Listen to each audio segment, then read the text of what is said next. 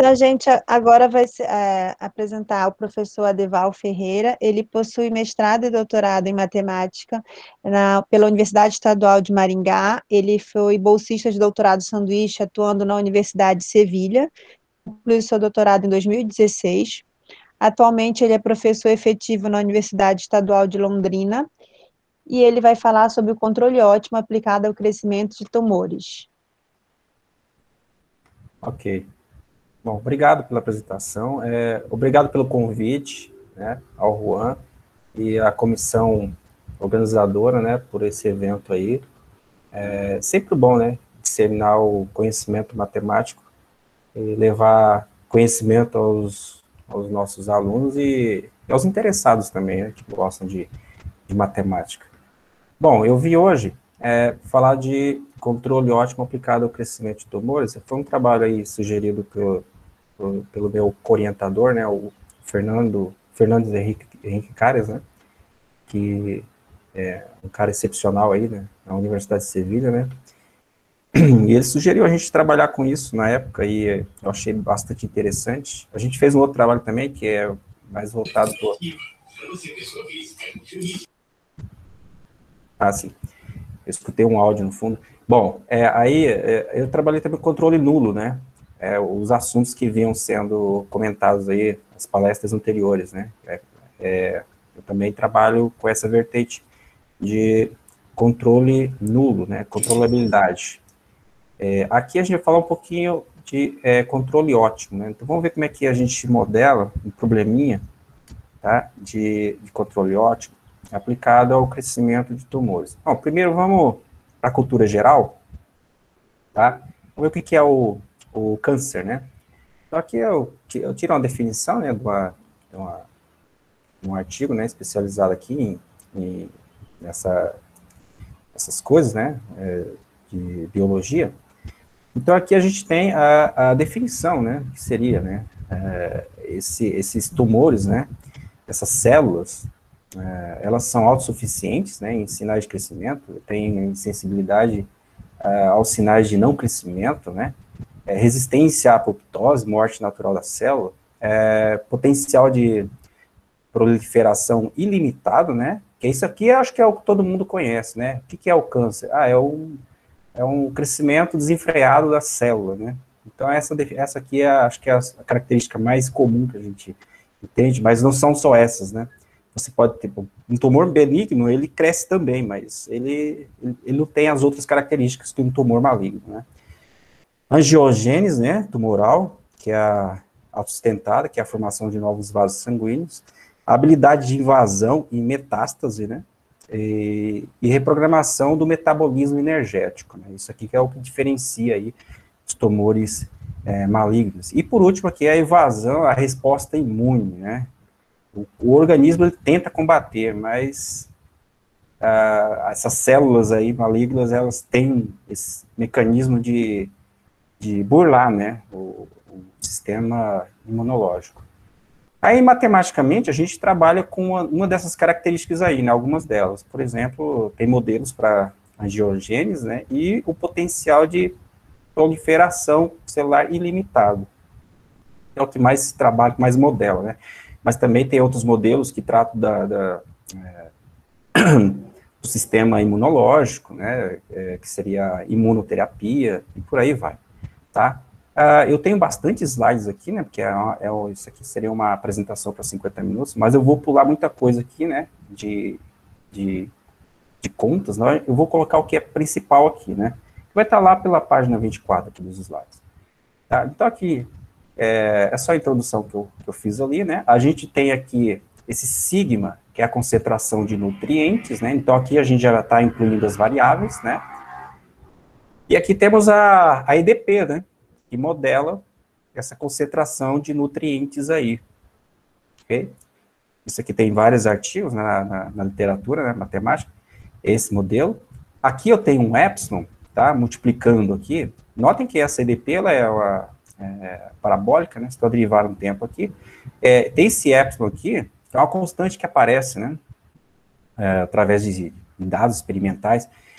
Você tem esse epsilon que ele é definido pelo tempo de difusão, né, sobre o tempo de crescimento, tá? E nota-se que esse epsilon, ele é muito pequeno, né? Porque o tempo de difusão, ele é menor, muito menor, que comparado ao tempo de crescimento do tumor, né? Por exemplo, aqui, 1 minuto, né? Vamos supor que você tem a difusão em 1 minuto, e o tumor, ele vai ter um crescimento ali num dia, por exemplo, na mesma proporção aqui, vamos supor, né? Então, esse epsilon aí, a parte numeradora aqui é muito menor, né? Do que quando você faz essa razão. Por conta disso, o que a gente faz aqui é o seguinte, né? A gente faz um truncamento aqui, né? Se a gente descarta essa derivada no tempo para facilitar o nosso modelo, tá? Dá para trabalhar também com uma EDP, mas aí é outros 500, outra teoria, né? Para a área de EDP. Então, aqui a gente fez para EDO, né? Voltado para EDO. Então, a gente vai tirar essa derivada aqui, supor que o epsilon ele é suficientemente pequeno, então, 0, né? E daí, a gente vai construir o modelo com aquele Laplaciano ali, né? Então, aqui a gente tem as outras variáveis, né? A sigma, a concentração de nutrientes, aqui é V, é velocidade, né, com que o tumor cresce. Esse W aqui é a terapia, né, e o controle vai aparecer aqui exatamente na terapia, né. Esse U aqui, na equação 4, seria o nosso controle, tá? Então, o que seria a gente buscar um controle? Na verdade, a gente tem uma família de controles, né? Uma família de... O que é um controle? É uma função, tá? É uma função que a gente vai trabalhar aqui. E aí, dentre essas famílias, né, de controles, a gente vai buscar aquela em que o raio do tumor seja reduzido. Eu estou falando em raio, tá?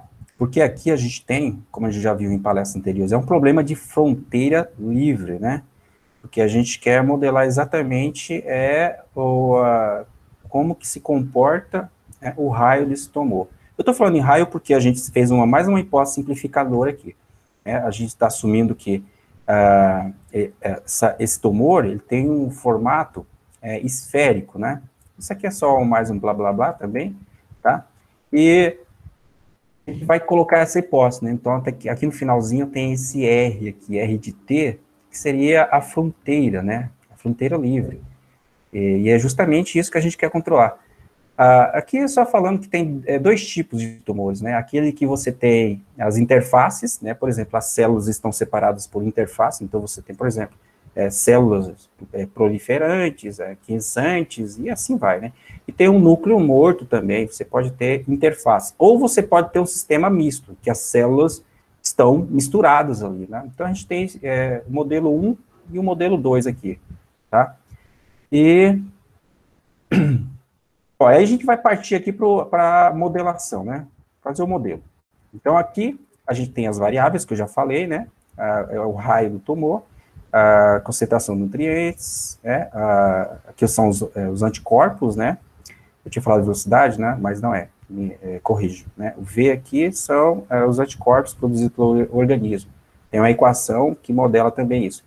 A pressão dentro do tumor, né? Tem um P aqui, e a droga, né? Que é o W. Todas essas têm uma equação. E aí, quando a gente simplifica lá, né? Faz aqui também vamos ter uma lei de permeabilidade, né? A gente vai usar aqui lei de Darcy, que é do meio poroso, que é assim que mais ou menos se comporta a célula, né? Para fazer a troca de nutrientes, né? Interior e exterior. E aí, a gente... Aqui está a lei de Darcy, né? Ó, nessa primeira linha aqui. E aqui temos um probleminha, ó. Né? Percebam que aqui a gente já eliminou a derivada no tempo, tá? E aí, quando a gente... Aqui são as funções, né, que estão envolvidas aqui no lado direito. Aqui, dentro do tumor, é o ômega T, e aqui na fronteira a gente tem esse comportamento aqui dado pela lei de Darcy, né. E aqui são as funções. Como eu estou sugerindo que o tumor é esférico, então tem que olhar a curvatura também, né, que vai aparecer aqui. A curvatura é 1 sobre R, né. E aí... a gente vai construir os modelos, ó, sem a derivada no tempo, né? Simplesmente isso aqui é o Laplaciano radial, né? Na esfera. Essa equação que todo mundo conhece. E aqui as condições de fronteira, né? As condições de fronteira aqui. E aí, para cada uma das equações, essas variáveis que a gente tem uma IDO, tá? Eu escrevi EDP aqui, tá? Mas corrijo. Aqui são as EDOs, né? Não PDIs aqui, tá? E aí, temos as equações. E resolver EDO é mais simples, né? Do que resolver EDP, tá? Então, por isso aqui a gente consegue, dependendo aqui, as funções do lado direito, né? Esse aqui é o zero, né? Esse problema é homogêneo, muito simples de resolver. E tem solução explícita, né? E como sisteminha acoplado, né? Aqui você tem a U de T, você tem a W, aí na V você tem a W, tá um acoplado no outro. Né? Faz sentido, né? É tudo interligado ali. Aí, para pressão também, né? É tumor. E aí a gente consegue as nossas soluções explícitas, bonitinhas, né? As soluções, tá? E através da solução, a gente tem que montar uns probleminha de controle, tá? Então, de posse dessas funções, a gente tem que construir quem é o conjunto das funções admissíveis. Que conjunto é esse? É o conjunto que vai nos gerar controles, né? Que são exatamente a função U, que está aqui dentro da solução W, né? O W, lembrando que o W é a terapia, né? É a droga. E daí, a gente tem esse probleminha aqui, né? De 7, né? Vou voltar aqui em 7. Ó. Essa equação aqui, ela se traduz essa equação aqui, a gente faz quando a gente junta tudo, né? Lembrando que P é a pressão, né? Então, a gente está derivado aqui, tá? E daí a gente resolve esse problema. Resolve o quê? Fazendo conta, né? A gente faz conta, para chegar no problema equivalente. Tá vendo que 16 aqui, a gente tem a derivada do raio, em relação ao tempo. Se você multiplicar ali por 4π, né, sobre 3, isso aqui, gente, isso aqui é o volume, né, da esfera, ó. Isso que aparece do lado direito.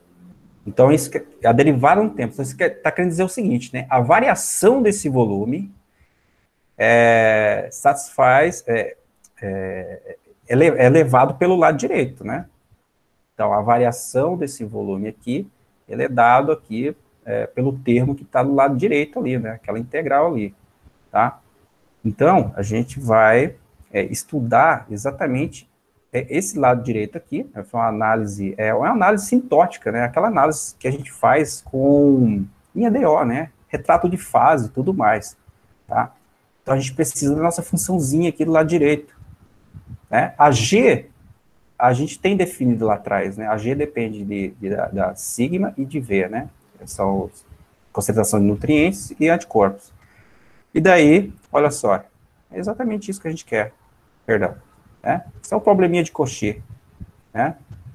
Então, a gente tem aqui, do lado esquerdo, a derivada do raio, né? Esse que é o R ponto. E do lado direito, a gente tem uma função H que a gente quer fazer uma análise quantitativa. O que acontece? Então, para uma apropriada H. Então, qual é o próximo passo? A gente vai calcular essa H, né? A gente calcula H, ó, joga G, faz contas, tá?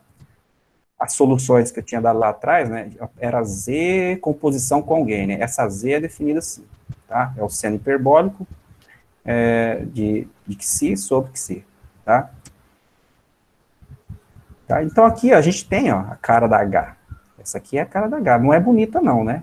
É uma carinha meio esquisita, tá? Mas dá para trabalhar com ela. No tumor, que a gente considera dois tipos, né? Que eu trabalhei aqui. O que não tem núcleo morto, né? E o que tem o núcleo morto. É aquele núcleo necrótico, né? Onde as células já morreram ali e começa uma necrose, né? Então, aqui, primeiramente, a gente fez para um tumor que não tem o núcleo morto, né? Então, a gente fez a análise dessa H aqui, tá? E daí, a gente tem simplesmente isso daqui. Isso aqui, se a gente considerar que não tem droga nenhuma, a gente não tem controle. Está colocando aqui o U igual a zero, né? Se a gente voltar aqui na H, vai zerar a W, né? Porque W depende de U. Vai zerar a W, esse termo vai morrer, e vai ficar só H1 de R, que é a primeira parte aqui essa coisa toda aqui, né? E daí, a gente tem um probleminha bem mais simples, né? Para resolver. Isso aqui é só fazer uma análise aí, ó. Isso aqui é análise sintótica. Dependendo aqui da constante, né, que você tem lá, se isso aqui é uma constante que é sigma barra, maior que sigma estrela, então a gente tem um comportamento aí, tem existência de solução estacionária, né, ou solução de equilíbrio, tá? Então esse aqui é o caso mais simples de se resolver. E aí, né, a solução ela vai morar aqui, ó, entre esses dois parâmetros, né? Então, a R de T vai ficar aqui, e aí, claro que vai ter um comportamento assintótico esperado aqui, né? Se esse sigma barra for maior que sigma estrela. É só olhar o expoente da exponencial aqui, certo? Aí vai ter o lado de esquerdo indo para zero, teremos sanduíche aqui, né? Aí é só confrontar ali e vai dar zero. Tá, mas aí a gente quer controle, né? Então a gente vai assumir que as nossas funções, elas são não negativas, né? Porque eu quero que o controle ele haja, que não fosse uma coisa negativa, né? Eu vou pensar no medicamento. Eu quero ter algum medicamento, mas agindo ali em um determinado tempo. Então eu não posso considerar as funções negativas. Aí o problema não estaria bem posto, né? Não estaria bem modelado. Eu quero trabalhar com coisas positivas. Então, a gente coloca esses controles no L2+, aqui, né? E aí, as nossas soluções ali, né? O tumor, ele cresce de forma C1, né? O raio, né? Esse aqui é o raio, a nossa função. Então, isso aqui é só existência, né? De solução para a solução do nosso problema ali em cima, que foi definido, né? A gente tem uma solução R lá, tá? Para a função dessa aí dada. Agora que vem o interessante. É aqui, né? A gente constrói esses espaços. E esse A, A, D aqui? As funções admissíveis. Vamos colecionar aqui todos os controles U, né? E raios, de tal forma que esse raio aqui é solução de 17. É a solução dada pelo teorema anterior, né? A gente tem a solução. Então, a gente constrói aqui o espaço das funções admissíveis e um funcional. Se a gente quer minimizar, né, a gente tem que ter um funcional aqui. Então, esse funcional aqui diz o seguinte, né? Para um determinado controle, você tem um raio aqui, num tempo t grande, tá? E agora a estratégia aqui é padrão, gente. Aqui é padrão. Você tem um espaço de fase aqui, um espaço onde você quer buscar controle, e aí a gente quer buscar um mínimo para esse funcional aqui, tá? Então, seria um controle de tal forma que essa coisa aqui fique menor, né? Então, aí, agora é teoria, né? Aqui é exatamente isso que eu falei, buscar um estrela e um R estrela, de tal forma que nesses caras aí, no U estrela e no R estrela, ele sempre fica menor do que o funcional lá, para qualquer controle e raio tomado lá no espaço das funções admissíveis, né? Os pares, tá? E aí a gente usa, tem um teorema, né? Que a prova é fácil, mostrar que o funcional é coercivo, fracamente semicontínuo, inferiormente. Então, aí tem solução fraca. Então, isso aqui é teorema, né, de análise funcional, tá? A gente mostra que esse funcional aí tem essas propriedades, ou seja, então vai existir esse mínimo aí, tá? Bom, então a gente consegue provar que existe, né, pelo menos uma solução que é mínima, que é exatamente isso que a gente queria. Só que o problema, né, é que a gente provou matematicamente, né, tem um controle, né, e daí? Quem é esse cara? Aqui que mora a dificuldade, tá? A gente fez experimentação numérica, né? Como o Pitágoras, né, trabalha com free frame. Eu não sei mexer com free frame. A gente usou uma rotina aqui do MATLAB, né, através do nosso algoritmo que a gente construiu, tá? Então, essa aqui seria a parte mais complicada, assim, né? Enxergar quem seria esse controle, né? Então, aqui, bom, aqui só resumindo, né? E a gente tem esses espaços aí, se a gente considerar o L2, a gente também consegue caracterizar essa solução, ser o estrela, né? Que é o melhor controle, vamos dizer assim. Claro, aí tem que passar pelo problema adjunto, né? Para a gente fazer a construção desse controle. Né? E aqui está a carinha dele, né? Aqui embaixo, ó. O estrela é exatamente o máximo desse parzinho aqui, né? Tá? Então, isso aqui tem umas contas, né? Que são padrões, assim, que a gente tem que fazer para encontrar, chegar nisso daqui, tá? Bom, aqui a gente fez agora com o modelo completo, né? A gente fez agora, a gente tinha feito para quando a gente não tinha controle, né? E aqui a gente fez para o problema adjunto, né? Aqui, completo, né? E a gente tem toda essa configuração aqui, ó, para a gente, para a nossa solução, né? Para a solução do nosso problema, tá? O estrela, ele é equivalente a isso aqui, né? É uma projeção, tá, gente? Esse PAD aqui, isso aqui é uma projeção nesse espaço, né? No espaço UAD, das funções admissíveis ali, tá? A projeção ortogonal, no caso. Ok? A gente viu que isso aí é que gera o nosso controle.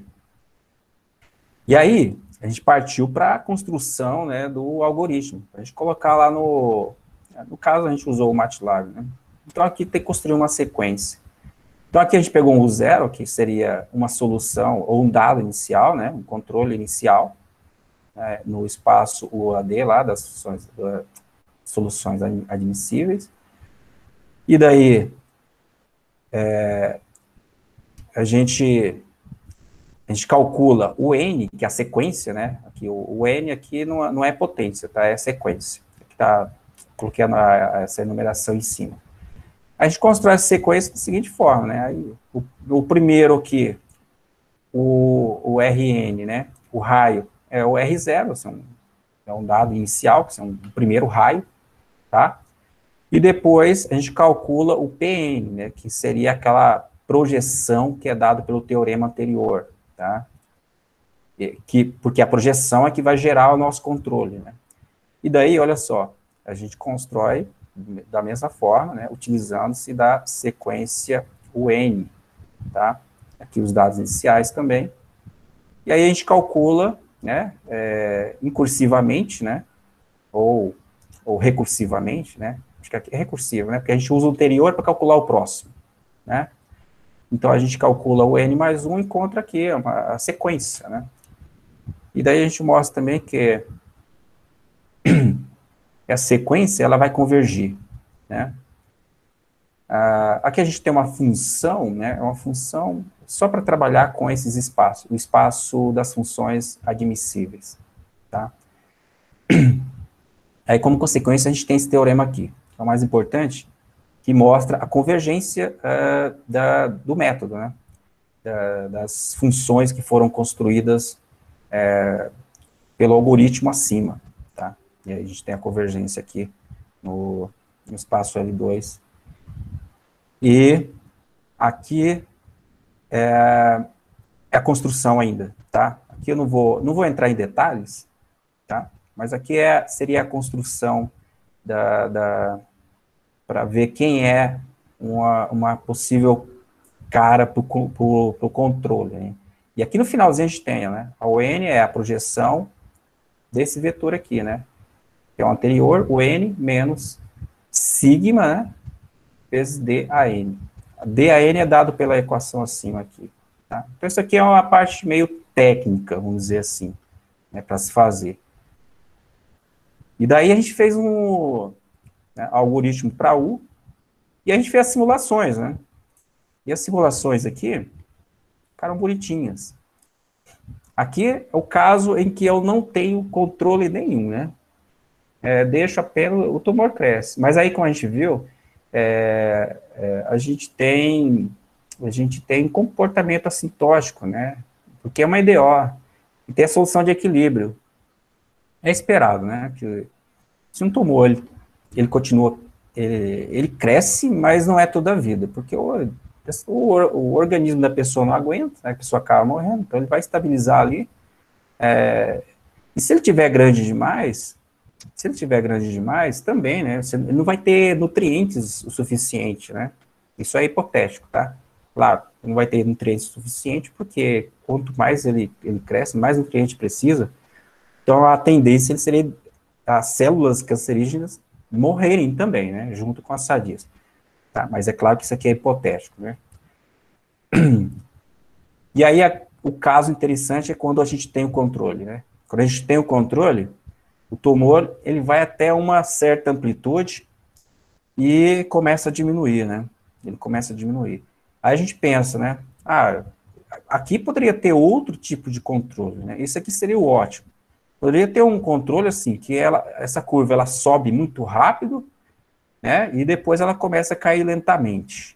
Ou poderia ter uma assim, que ela vai subindo muito vagarosamente, porém, ela demora muito a diminuir, né? Então, essa aqui seria a curva ótima, vamos dizer assim, né? Seria com uma terapia adequada. A gente fez o caso também para o tumor com núcleo morto, tá? Aí, não tem jeito, tem que considerar duas interfaces, né? São uma esfera dentro da outra, né? Então, aqui temos dois problemas de fronteira. Daí, as equações são a mesma, né? Só que agora tem que colocar aquela outra condição lá. As equações são a mesma, os resultados aqui são muito parecidos, tá? O interessante é a parte que a gente, aqui também, como que obtém as projeções, uma caracterização para o controle, seria o problema de controle ótimo, né, também. E as simulações são essas, né. O tracejado aqui vermelho é o crescimento do núcleo morto. Então, percebam que ele cresce juntamente com o tumor, se não tiver controle, né. Aqui eu estou olhando a tabela 2, tá. Caso aqui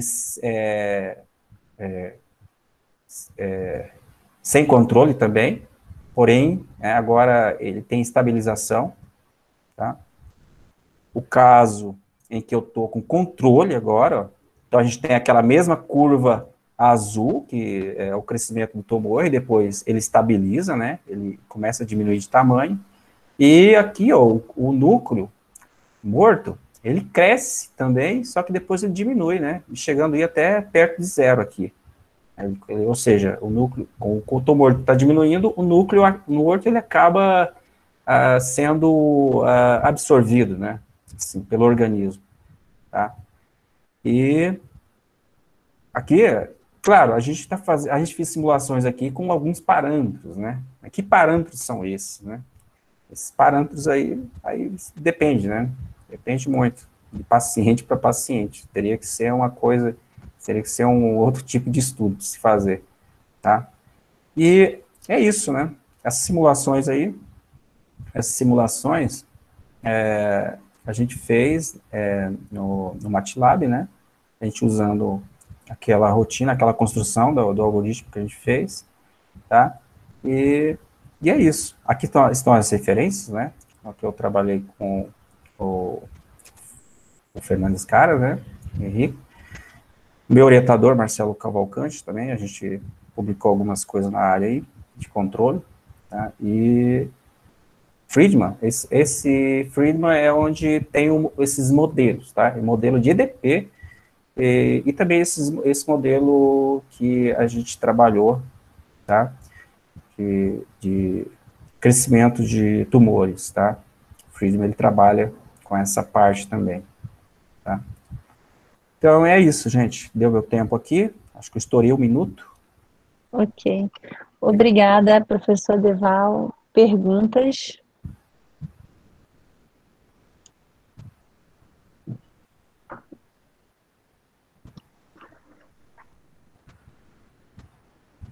Eval, en primer lugar, parabéns por la excelente palestra. Una preguntilla, ¿ese trabajo que usted presentó lo está sometido, lo han publicado? Ainda não. Está excelente las contas, está muy interesante, muy interesante. ¿Y él le bate con experimentos reales? ¿Alguna cosa, más o menos? Pelo que a gente olhou, é bem fiel alguns experimentos. O que a gente percebeu em revistas especializadas, né? Excelente. Excelente. Mas dá para melhorar, Se colocar... A dificuldade é o problema de fronteira, né? Porque se a gente sair do ambiente esférico, aí o problema fica muito complicado. Trabalhar com a geometria dá para colocar algumas deformações assim, que são geometrias mais conhecidas, mas é mais complicado. Obrigado, Ivan. Obrigado. De nada. Ok, mais alguma pergunta? Não? Bem, então quero agradecer mais uma vez o professor Deval, dizer que nós agora vamos ter uma pausa para o almoço e as palestras vão retornar às 14 horas no mesmo link.